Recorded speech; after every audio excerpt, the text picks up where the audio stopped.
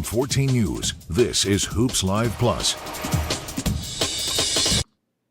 Hello, everybody, and welcome to another episode of Hoops Live Plus. We are back, sir. Yes, we Welcome are. back. We are back. We are Back in ready. black. We're Even though we're not we wearing are black. ready to go here. We are ready to go for some recaps. That's It right. was another busy week. We had a lot It was. of boys games because the girls teams, they are all in postseason play Yeah. right now. So a lot of those games in the girls realm we had on Saturday, but your stuff, you had all that coverage, and then Friday we were rocking a lot of boys games. So let's get right on into the action and see what we got here. First up, we will go North and Central. Always a good rivalry, and North comes out on top of this one, 69-38, taking a big chunk out of that rivalry. Yes, they did. North really put it on them. Some nice plays by Central, but in the end, I mean, the Huskies, they've been really good all year long, and they showed it again. Central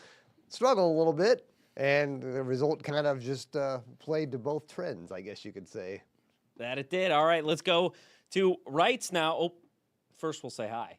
Then we'll go to Wrights. Why not? Wrights takes down Harrison 61-59. This one was a tightly contested game, and Harrison, they almost came back in this one. It was very close, and they end up just losing this one again by 2 points. They were trailing by double digits at a certain point in that, and then they came storming back, but the comeback falls just short, and this was another big result in the SIC with Harrison picking up a second loss. Yeah, Harrison has we've talked about it a lot. They've really been solid since the first couple weeks of the season. And Wrights, they're kind of the same way. They struggled a little bit, trying to just find themselves after you lose so many key players from last year. But now they're starting to find themselves, and they're starting to come around and play better. And, as it turned out, kind of what we thought it would be, a really close game. And it was, in the end, as you said, Yeah. Harrison was down there double digits a little bit, but they fought back. I mean, those two teams are going to be really interesting in the 4A sectional. That whole thing is going to be I feel like we got a lot of really interesting teams here to talk about in the SIC. Mater Dei and Bosse going head-to-head. Bosse, another one of those teams that only had one loss going into this one, and you come out and Mater Dei takes them down 58-56. Yeah, maybe a little bit of an upset, but not necessarily, because Mater Dei has been really solid this year. They're young, Cole Breeden, and there's one of the Heister boys is a sophomore, but you have Tate Mallory there, and you have a senior point guard like that. That is a really big deal. And Bosse, of course, they're solid, but weren't they playing without? They were. Dorian Bowen was not playing in that game, but never. I'm sure Shane Burkhart would be a man to tell you, never make excuses. Yes, We got to go out there and win that game no matter what.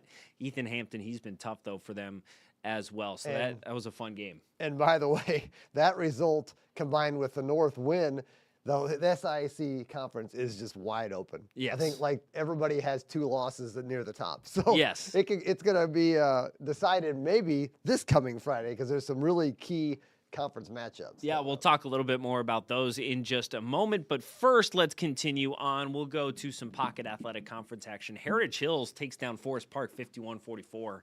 Another good win for the Pats at home, and they've been a solid team this year. Yes, yeah, they have, with Jake Pryor and Gunnar Lubehusen, Peyton Gray. They have some really good players, and they're going to be a big factor in the postseason. That 3A sectional is going to be crazy.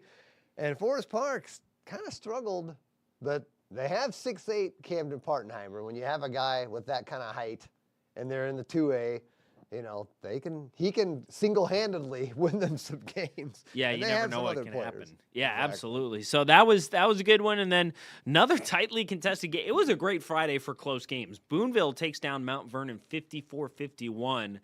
And Boonville, again, they have continued to make their run here, and they've been really solid. Yes, they have been really fun to watch this season. And just an example of a team that had a lot of guys that were sophomores and juniors. They all played together. They've been playing together a long time. Now they're another year older, and you can see the jump that they took from last year to this year. And, man, all that experience is really paying off for them. And Mount Vernon, we've talked about them a little bit. You interviewed their team earlier in the season. Yeah, Coach Doug Novset Novsek coming from the college ranks, and he's doing a good job at the high school level with these guys. Yeah, he's gotten that Mountain Vernon team straightened out pretty well Yeah. as well. And one more game here to check out before we head to Kentucky. Princeton. This game wasn't as close as some of our more recent ones. Princeton takes down South Spencer 82-53. Yeah, Princeton, boy, they're a load.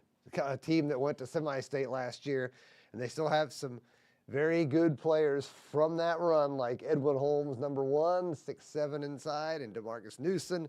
And we saw those guys on display Yes. against South Spencer. All right, now let's head to Kentucky. Owensboro Catholic in Davis County. This was the girls' matchup, 55-33. Owensboro Catholic dominates this one. Yeah, a lot different result than the first time they played, or the last time they played a few weeks ago. It was a lot closer. But this time, Owensboro Catholic, man, they went off in the first half. They were up by almost 20 at halftime. And Davis County made a little bit of a run. They're a pretty good team, so you knew they would. Good head coach. And then Owensboro Catholic turned it back on in the fourth quarter. But in the end, when they start the postseason here next week, I believe, the 9th district is going to come down to these two. Yeah, and They're the top two. a lot of stuff. We're teasing ahead to a lot of great stuff coming up, and we really do have a lot of great stuff. This one, Owensboro and Ohio County. Ohio County, they got this one pretty handily, 69-48. Yeah, Ohio County kind of, hidden down there in the southeast corner of our tri-state. They're tough. They're a really good program, and they're having a really good year. Owensboro's struggled a little bit this year. DeMarcus Gainway Jr. is making some plays for them, but they're kind of struggling. But Ohio County, Yeah. they're for real. Watch out for them. Yeah. Watch out for them. And then we've got our other Davis County. We'll head back to that doubleheader. Davis County takes down Owensboro Catholic on the boys' side of things, 62-57. Yeah, that was a good game. Kind of what we thought the girls would be. This was a really close game. Owensboro Catholic is going to definitely feel like they could have won this because they led a lot of this game. Davis County came back in the end there with the big three, as I like to call them: Jonathan Moss, Michael Acton, De'Aaron Watkins. They're ranked, I believe, number 4 in the state of Kentucky overall.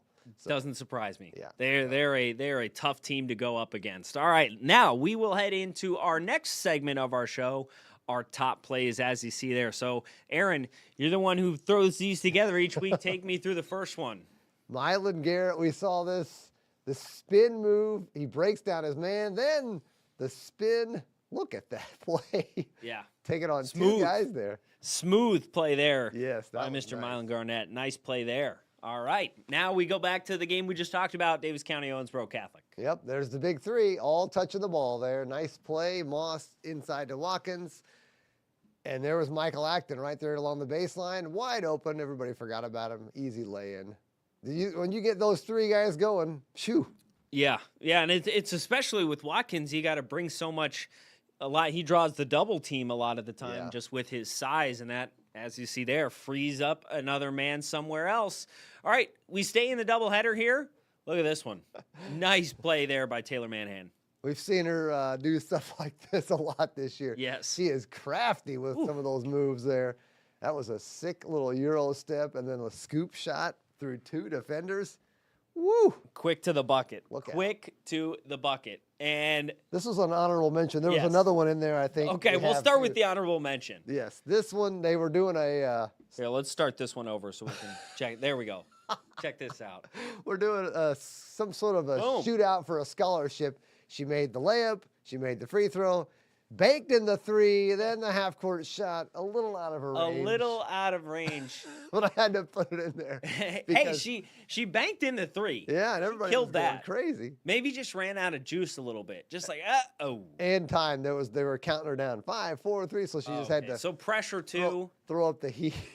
Just throw up the heave, and that she did. And those two- Hopefully, she still got something for making the layup in the 3-pointer. They should have given her like $100 or $500. Yeah, And I those would- guys I are would like, hope so. watch out. We're just trying to walk to the concession stand. Don't hit us with the basketball. Yeah, well, watch out below. Got to put up a warning sign. All right. Hey, good on her for making the layup in the 3-pointer.